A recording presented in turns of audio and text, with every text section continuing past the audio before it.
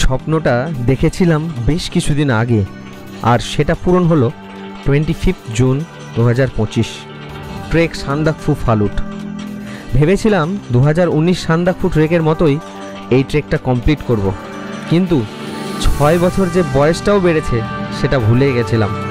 যাই হোক, ট্রেক হোক বা বাইক রাইড হোক বা কোনোভাবে ট্রাভেল হোক, ট্রাভেল কিন্তু একটা মানুষের জীবনে কতটা গুরুত্বপূর্ণ সেটা আমি বুঝেছি আজ থেকে 3 বছর আগে। ট্রেক কিন্তু সবার জন্য না।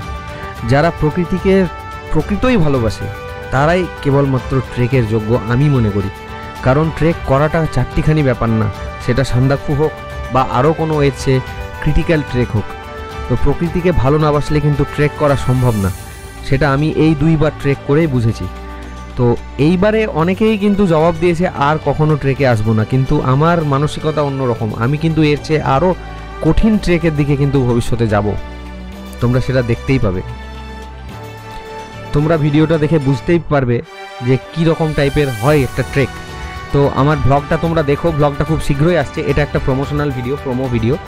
তো এখানেও তোমরা অনেক নলেজ পেয়ে যাবে যে একটা ট্রেক কেমন হতে পারে। এই ছোট্ট 4 মিনিটের ভিডিওতেও তোমরা বুঝতে পারবে।